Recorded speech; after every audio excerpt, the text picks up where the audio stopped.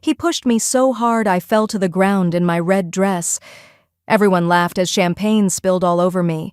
My ex-boyfriend stood over me, humiliating me in front of hundreds of people. Then his girlfriend poured wine on my head. I was crying, broken, destroyed. Until my phone rang, and everything changed forever. This story will shock you to your core. Watch till the very end because the revenge is absolutely explosive. Subscribe right now and turn on notifications because you don't want to miss what happens next. My name is Gabriella, and 2 years ago, I married a man named Andrew in a simple courthouse ceremony. No big wedding, no fancy reception, just the two of us and a judge. My family thought I was crazy. My mother cried for weeks, saying I'd ruined my life. You see, before Andrew, I was dating Brandon, a successful investment banker who drove a BMW and wore expensive suits. Everyone loved Brandon. He was charming, confident, and always made sure people knew how much money he had. But Brandon was also cruel.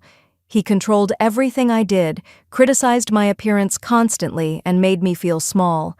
When I finally found the courage to leave him, I felt free for the first time in years.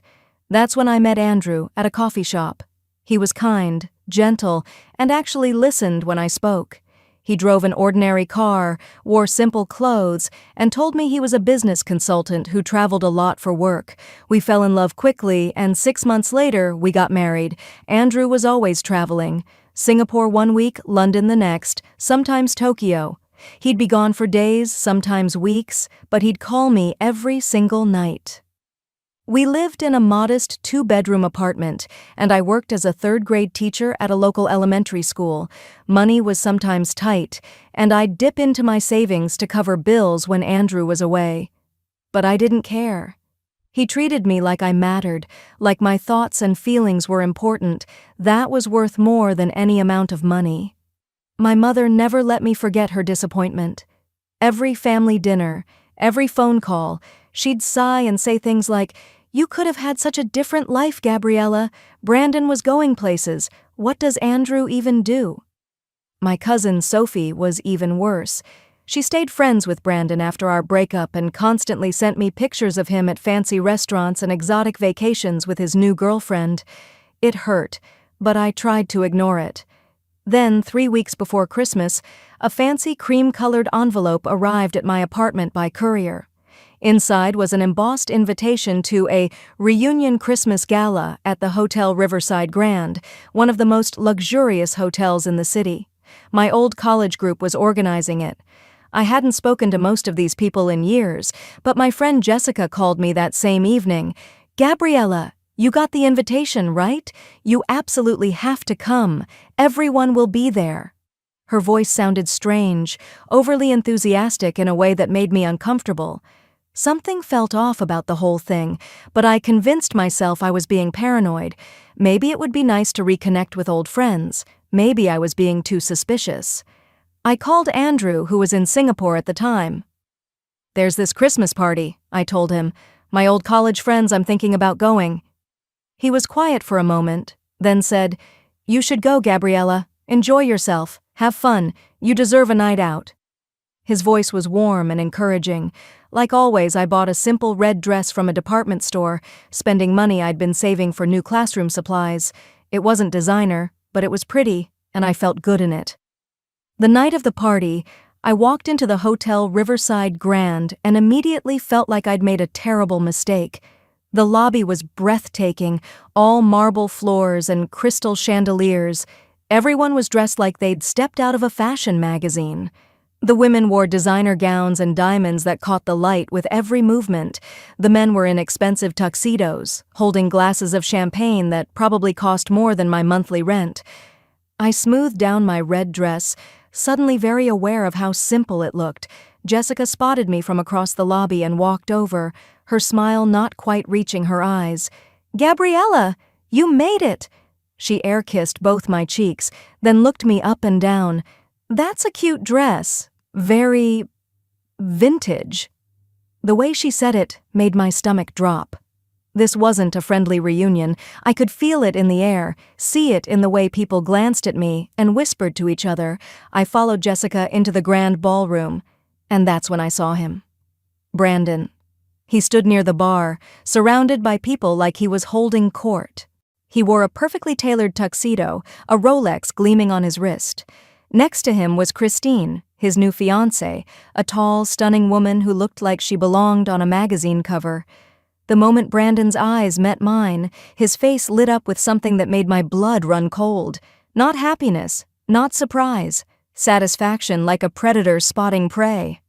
"Well, well, well," he said loudly, cutting through the conversations around him. "Look who actually showed up, everyone. My ex-girlfriend is here." He said it like an announcement, and suddenly all eyes were on me. I wanted to disappear, to run out of that ballroom and never look back, but my feet wouldn't move. Brandon walked toward me with that confident swagger I used to find attractive. Now it just made me sick. "Gabriella," he said, his voice dripping with fake warmth. "It's been so long. Come here. Let me introduce you to everyone." He grabbed my arm, not gently, and pulled me to the center of the room. "Everyone, this is Gabriella. We dated for 3 years. Tell them, Gabriella, what does your husband do?" My throat felt tight. He's in business. He's a consultant." My voice came out weak, barely audible. Brandon laughed, and it echoed through the ballroom. "A consultant, that's what they call unemployed these days, isn't it?" People started laughing. Not everyone, but enough. Enough to make my face burn with shame. Christine stepped forward, looking me up and down with obvious disdain. "That dress," she said, tilting her head. "Is it vintage? It looks like something from 3 seasons ago." More laughter.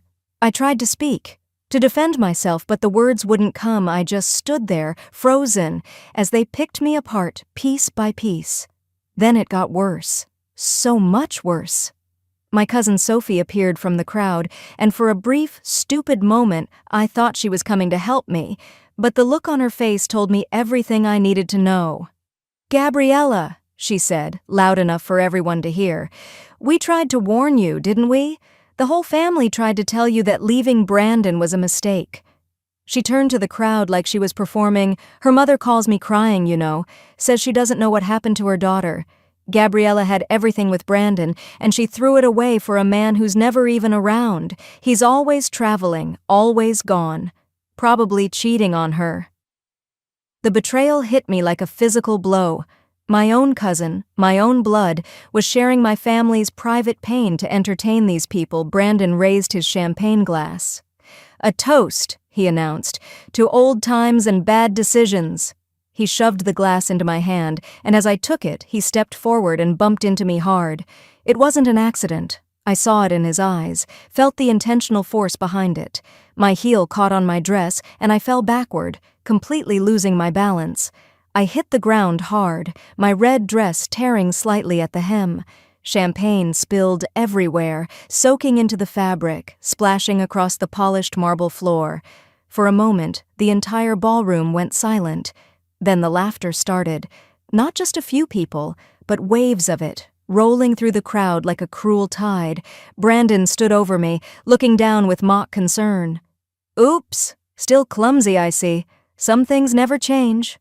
I tried to get up, my hands shaking, my eyes burning with tears I refused to let fall. That's when Christine stepped forward, holding a glass of red wine.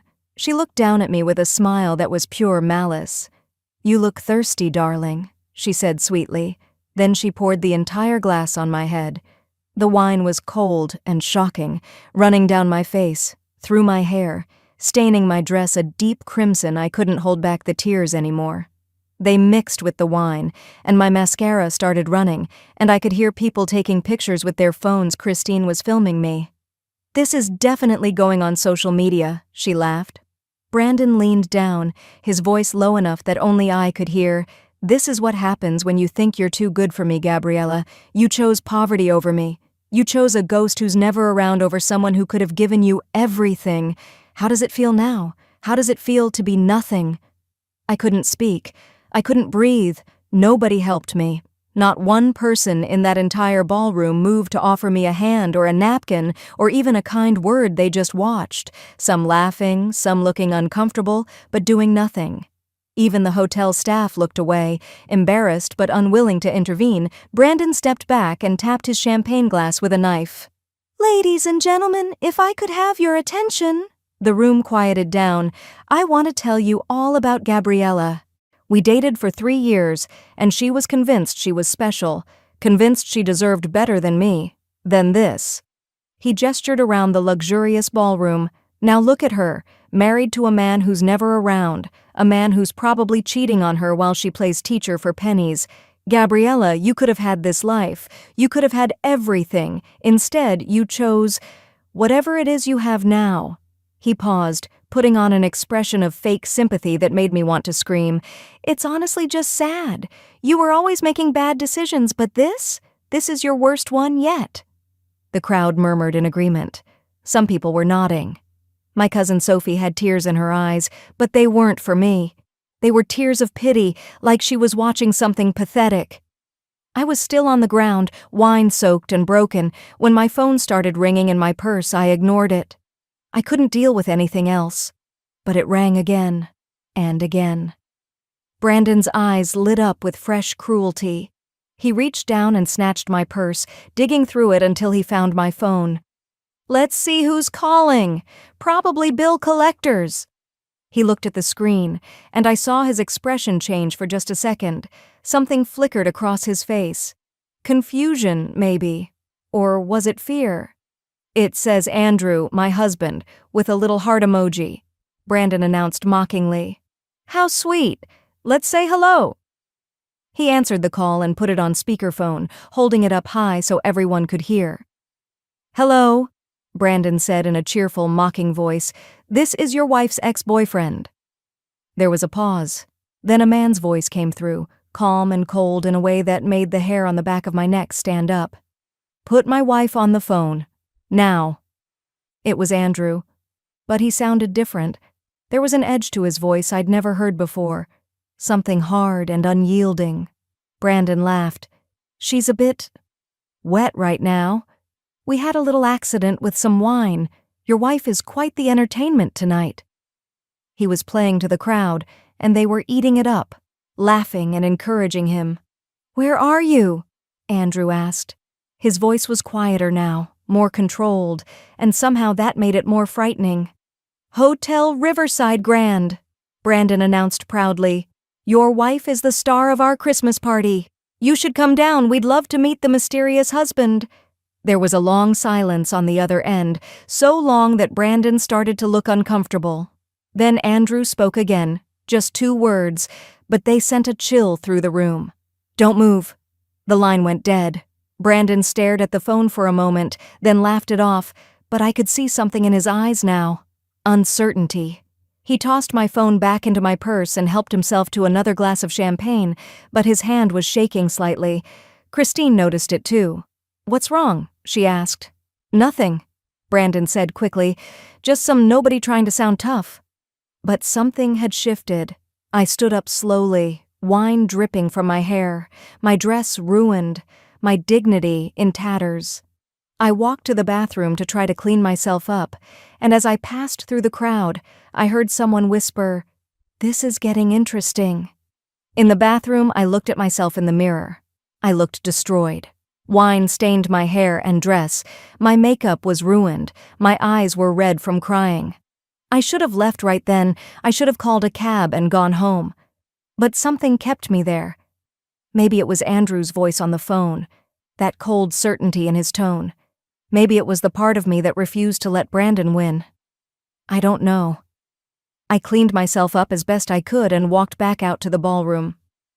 15 minutes had passed since the phone call. The party had resumed, people were drinking and laughing, and Brandon was back to being the center of attention. Then everything changed. The hotel lobby outside the ballroom suddenly erupted with activity. I could hear it through the doors, voices shouting orders, the sound of rapid footsteps. People in the ballroom started noticing, turning to look toward the entrance. Through the ballroom's glass doors, I could see hotel security rushing around, and the hotel's general manager, a distinguished man in a perfect suit, practically running through the lobby. 3 black SUVs pulled up outside the hotel's main entrance, the kind of vehicles that scream money and power. The ballroom went quiet, everyone watching, wondering what was happening. Then the doors opened, and Andrew walked in. But this wasn't the Andrew I knew. This man wore a charcoal gray suit that probably cost more than my car, perfectly tailored to his frame. He moved with absolute confidence, with authority that made everyone in the room instinctively step back. 4 assistants followed him, one speaking urgently into a phone. The hotel manager was practically bowing as he walked alongside Andrew, saying something I couldn't hear. Andrew's eyes scanned the ballroom and found me immediately. His face was calm, but I could see the fury burning underneath. He walked straight to me, ignoring every other person in that room, and gently touched my stained dress, then my face. His jaw clenched. "Who did this to you?" he asked quietly. Before I could answer, Brandon stepped forward with that same cocky confidence. "Oh, the mysterious husband finally shows up. Welcome to the party, buddy." He was smiling, but I could see the nervousness in his eyes now. Andrew turned to look at him, and the temperature in the room seemed to drop. "You pushed my wife?" Andrew asked. His voice was soft, controlled, deadly. Brandon laughed, but it sounded forced. "It was an accident, man. Maybe buy her better shoes next time, or a better dress." He looked around for support, but the crowd had gone silent. The hotel manager had gone pale, his eyes wide with what looked like horror. Jessica, my old friend who had invited me to this nightmare, suddenly gasped. Her hand flew to her mouth and she stared at Andrew like she'd seen a ghost. "Oh my God," she whispered. "Brandon, that's Andrew Westbrook." Brandon looked confused. "So, should I be impressed?" He was still trying to maintain his bravado, but it was cracking. The hotel manager stepped forward, his voice shaking. "Sir, Mr. Westbrook owns this hotel." Brandon laughed again, but it was hollow now. "He's the manager? That's cute." The manager shook his head slowly. "No, sir. He owns this hotel and the other 47 properties in the Westbrook International chain." The silence that followed was deafening. Someone in the crowd pulled out their phone and started frantically typing. "Oh my God," a woman's voice said. "He's worth $3.2 billion. Andrew Westbrook, CEO of Westbrook International. It's all here." She held up her phone, showing a Forbes article with Andrew's picture. I watched as the realization hit Brandon's face. The color drained from his cheeks, his confident smile disappeared, replaced by pure shock. Christine, his fiancée, stepped away from him like he was suddenly toxic. "Brandon," she hissed, "you said she married a loser. You said she made a terrible mistake." Christine's eyes went wide, and she started moving toward Andrew, her hands out in a pleading gesture.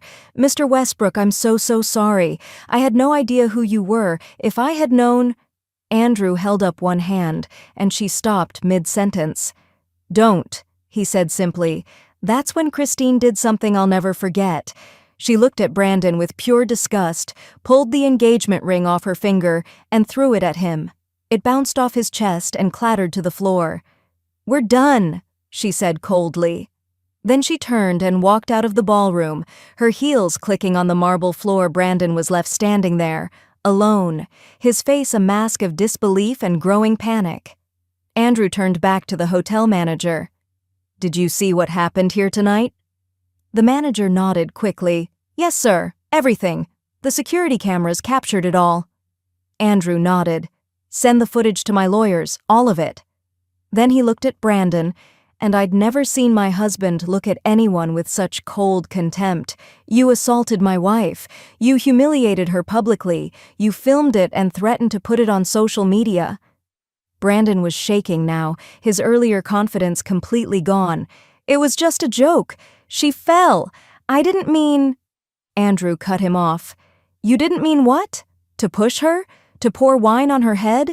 To mock her in front of hundreds of people?" He pulled out his phone and made a call right there, in front of everyone. "Robert, it's Andrew.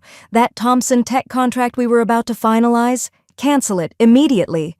Brandon's eyes went impossibly wide. "Wait, that's my company. That's my contract." Andrew looked at him with no emotion at all.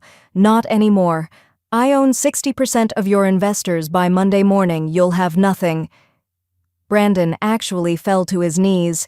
Please, please, I'm sorry. I didn't know who you were. I'll apologize. I'll do anything. Andrew's expression didn't change. You shouldn't need to know who someone's husband is to treat them with basic respect and human decency. You're not sorry you did it. You're sorry about the consequences. He turned to the security guards who had appeared at the doorway. Escort this man out. He's banned from all Westbrook properties worldwide. That's when my cousin Sophie pushed through the crowd, tears streaming down her face. Gabriella, I'm so sorry. I had no idea. We're family.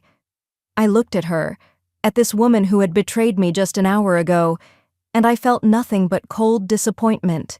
You shared my family's private struggles to entertain these people, Sophie. You betrayed me because you thought I'd married someone beneath me. You chose your side. Andrew put his arm around me protectively. She won't be attending any more family events. Neither will I. You're no longer welcome in our lives. Sophie's face crumpled. She'd just realized that she'd lost access to a billionaire family member, someone who could have changed her life. But more than that, she'd lost family. She'd lost me. The other party guests who had laughed at my humiliation were now scrambling to apologize. Jessica grabbed my arm. Gabriella, please, I'm so sorry. We were just having fun. I didn't know it would go this far. Andrew pulled me gently away from her. Fun? You call what you did to my wife fun? He looked at the crowd of people, all of them suddenly very interested in their shoes. Every single one of you watched her fall, watched someone pour wine on her head, watched her cry, and you laughed.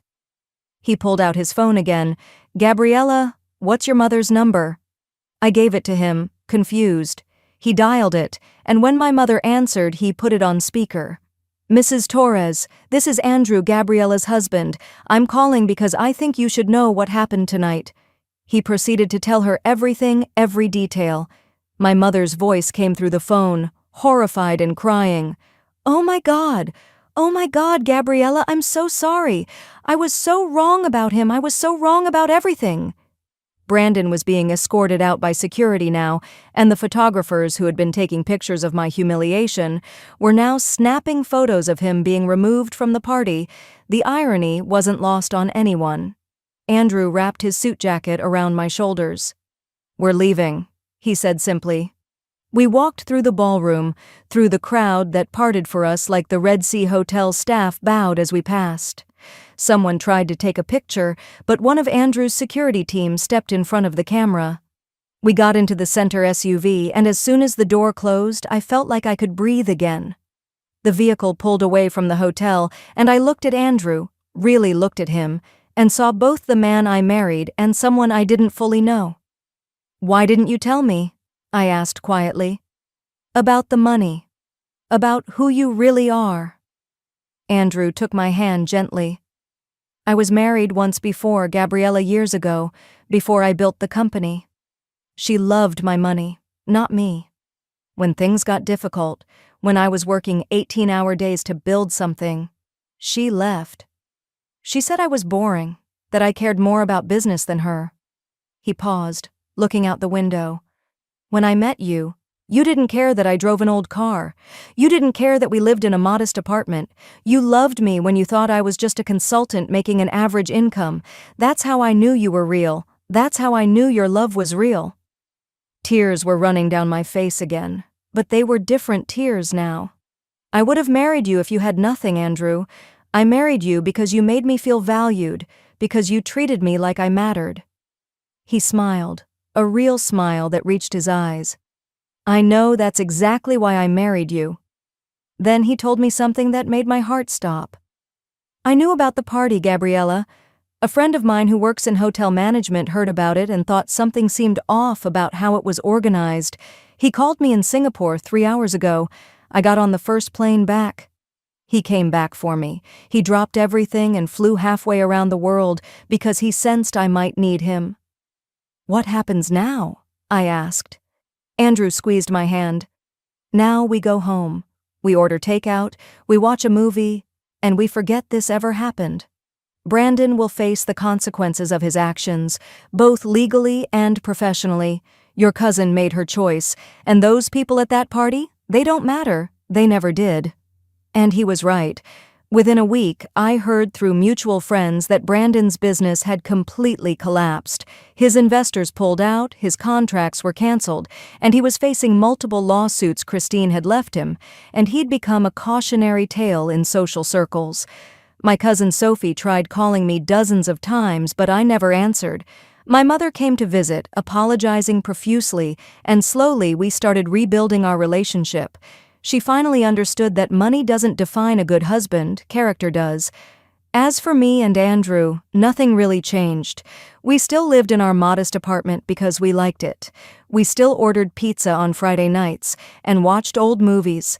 The only difference was that I finally understood the full picture of the man I'd married. Not just a billionaire, but a man who valued privacy, humility, and genuine connection over flash and status. A man who would drop everything and fly across the world to protect his wife. That night at the Christmas party changed everything, but not in the way Brandon intended. He thought he was exposing my failure. Instead, he revealed his own cruelty and lost everything I learned, that I'd chosen the right person, that my instincts were correct, and that real love doesn't need to announce itself to be powerful. So that's my story. Sometimes karma doesn't just knock on the door. Sometimes it walks in wearing a perfectly tailored suit and changes everything in an instant. Brandon lost his business, his fiancée, and his reputation. But I gained something more valuable than revenge. I gained the absolute certainty that I married a good man, not because he's wealthy, but because when I was at my lowest point, he dropped everything to stand beside me. If this story gave you chills, smash that like button right now, subscribe, and hit the bell icon because I share real-life drama and karma stories every single week. Comment below and tell me, have you ever been underestimated and then proved everyone wrong? I want to hear your story.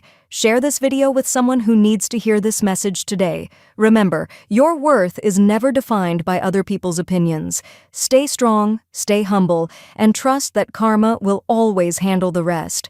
Thank you so much for watching. I'll see you in the next video.